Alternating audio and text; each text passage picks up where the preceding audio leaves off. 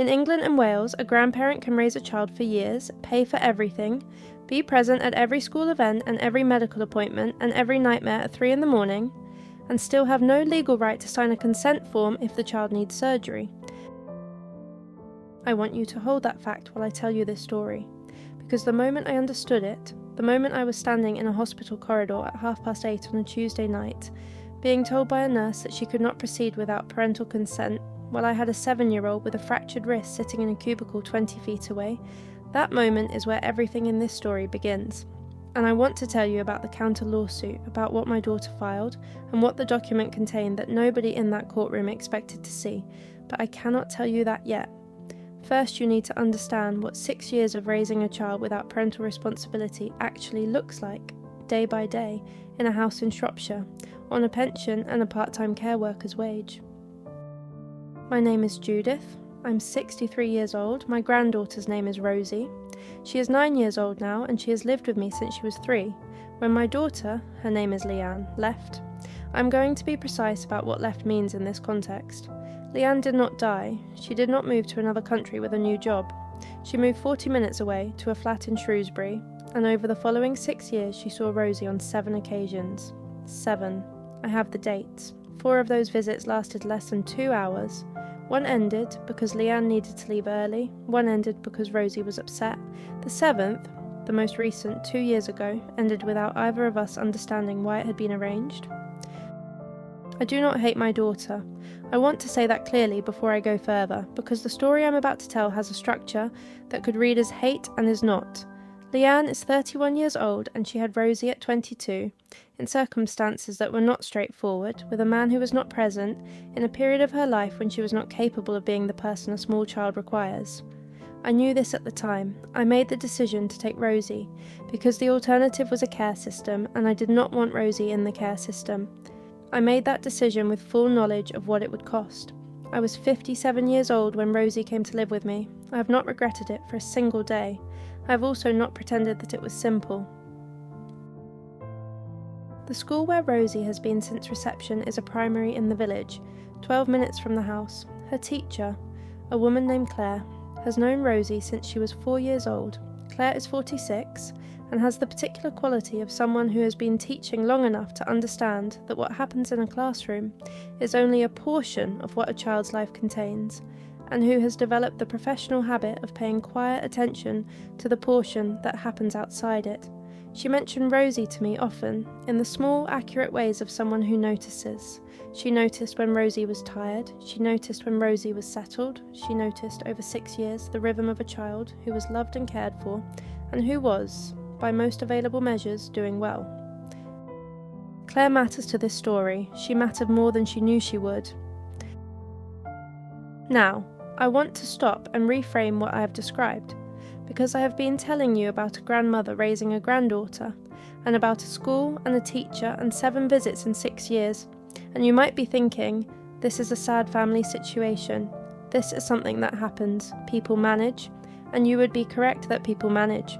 What I want you to consider is this: what happens when the absent person decides, 6 years later, that the arrangement should change? When they decide that the child they visited 7 times should now, legally, be under their medical authority? What does the legal system look like from the inside when you're 63 years old and you have been raising someone else's child and you have no parental responsibility, and the person who does has just filed papers? Hold that question. The hospital corridor, the fractured wrist, 8:30 on a Tuesday in November. Rosie had fallen in the garden, the flagstone path near the back gate, the same one I had been meaning to reset for 2 years and had not, which is the kind of domestic detail that acquires a particular weight when you're standing in a hospital corridor, feeling responsible for the specific consequences of postponing it. The nurse was kind. She explained the policy clearly. She needed consent from a person with parental responsibility. I was not that person. Leanne was. Leanne was not answering her phone. I tried 11 times in 20 minutes. The 12th call was answered by a man I did not recognise, who said Leanne was unavailable and that she would call back. She did not call back. Rosie waited in the cubicle for 47 minutes while the hospital located a duty social worker who could authorise treatment under an emergency welfare provision. 47 minutes with a fractured wrist, in a cubicle that smelled of antiseptic and the specific cold of institutional air conditioning in November, being brave in the deliberate way of a child who has learned not to make things harder for the adult who is trying to fix things. I contacted a family solicitor named David the following week.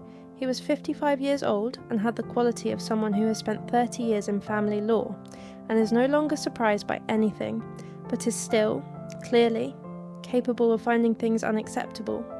I told him about the hospital. He said, "We should have done this years ago." He meant the parental responsibility application. He meant the special guardianship order.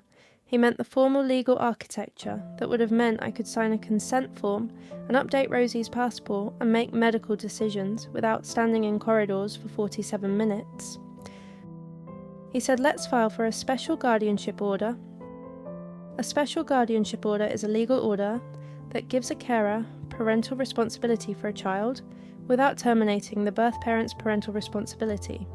It is designed precisely for situations like ours. It requires a CAF-CAS assessment, a court hearing and, in cases where a birth parent objects, a contested proceeding.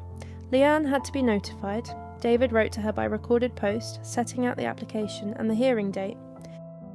Leanne responded through a solicitor 11 days later. The response was not an objection to the special guardianship order, the response was a counter-application. Leanne was applying for a child arrangements order granting her primary residence of Rosie and, separately, a specific issue order granting her sole medical decision-making authority. Primary residence. David placed the response on his desk and looked at it for a moment, and then looked at me. He said, "This is going to be a contested hearing." He said it with the flatness of someone who is telling you a fact, rather than a prediction. The CAF-CAS officer was a woman named Nadia. She came to the house on 2 occasions, spoke to Rosie in the dining room for 40 minutes on the first visit, and walked through the house on the second with the attention of someone who is looking for the ordinary details that tell you more than the formal ones. She looked at the kitchen, the homework on the table, the reading chart on the fridge, the shoes by the door in pairs, the specific domestic order of a child who is being raised with attention. She asked me questions, she asked Rosie questions, she wrote a report. The report was 51 pages long. I read all of it the evening David gave it to me, sitting at the same kitchen table where Rosie does her homework, in the silence of the house at 10 o'clock when Rosie was asleep upstairs. The report recommended that the special guardianship order be granted. It noted Rosie's clear attachment to the home, her settled well-being, her expressed wish, stated with the careful age-appropriate language that CAF-CAS uses with children, to continue living where she was. It also noted, and this is precise language from Nadia's report, that the applicant birth parent had maintained limited contact with the child over the preceding 6 years and that the child's current circumstances represented a stable and nurturing environment. The hearing was in the family court in Shrewsbury on a Wednesday in February. The courtroom was small, the kind of room that is proportioned for the weight of the decisions made in it, rather than for the comfort of the people making them. Leanne sat across the room with her solicitor. She looked thinner than the last time I had seen her, and younger in the way that anxiety makes people look younger. I noticed this, and I did not know what to do with it. I still do not. Now, here is the thing I have been withholding. Here is the delayed reveal that changes the shape of everything you have heard. Leanne's counter-application had included a supporting document. Her solicitor had described it in the pre-hearing bundle as evidence of ongoing parental involvement and intention. I had expected witness statements, I had expected assertions. What the document actually was, what I read in David's office 3 days before the hearing, in a bundle that had arrived late in the disclosure process, was a series of social media posts. Posts from an account I had not known existed, spanning 4 years, in which Leanne had documented, for an audience of several hundred followers, a version of her relationship with Rosie that did not correspond to the 7 visits and the unanswered phone calls and the fractured wrist in the cubicle. Photographs I did not recognise, references to days out that had not happened, or had happened in a form so briefly and so differently that they bore no relationship to the account being presented. A post from 18 months ago describing in detail a birthday she had spent with Rosie. Rosie's 8th birthday had been spent at a party in our village hall. Leanne had not attended. The post had 47 comments. Several of them said, "What a wonderful mum you are." David placed the social media bundle in front of the judge, a woman named Rebecca, alongside the CAFCASS report, the school attendance records, the medical appointment logs, and a statement from Claire, which Claire had offered to provide without being asked, and which described, in 6 paragraphs, the 6 years of a child she had watched grow up in my house. Claire's statement described Rosie's progress, her friendships, her settled nature in the classroom, and one specific detail that I had not known Claire had observed, that on the occasions when Leanne's visits were mentioned in conversation, Rosie spoke about them in the past tense as if they were concluded things rather than ongoing ones. Past tense. Leanne's solicitor cross-examined me. He questioned the appropriateness of my parenting decisions in relation to 2 specific medical matters in which I had sought treatment for Rosie without Leanne's involvement. He argued that my application for special guardianship was an attempt to formalise a situation that had been conducted without Leanne's informed consent.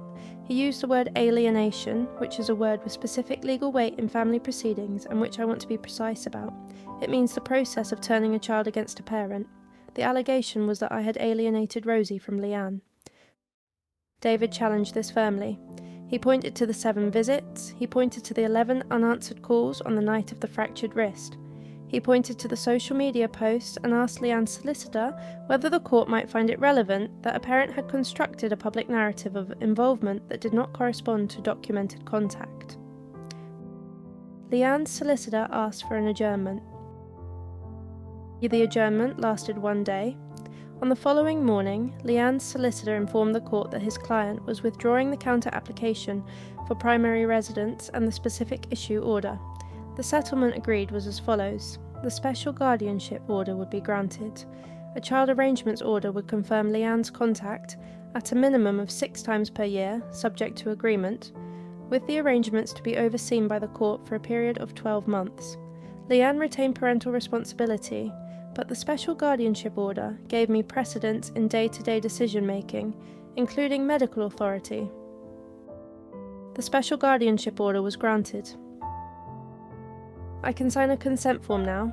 That is what it means, reduced to its plainest form. I can sign a consent form.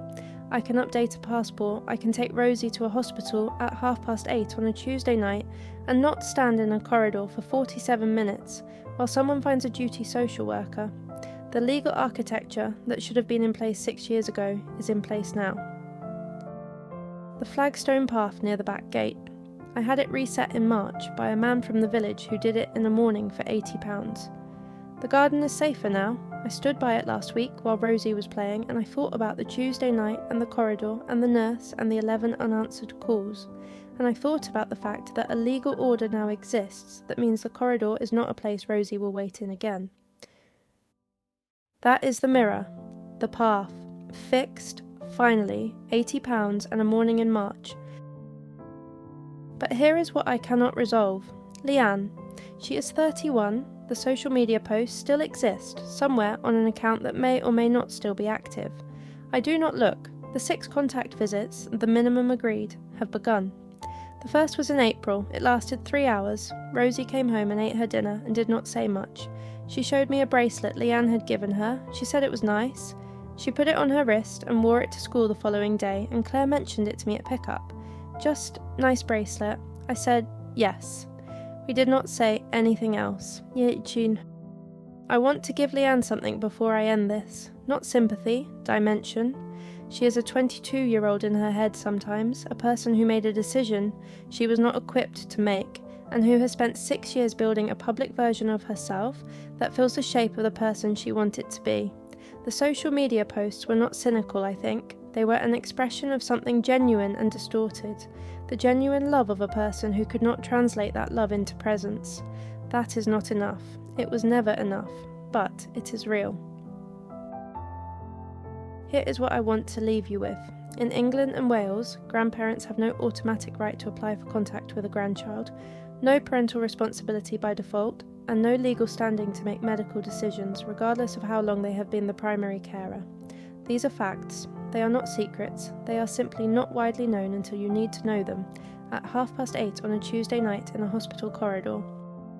If you are in a situation like mine, if you are raising a child who is not legally your own, I want to ask you one question.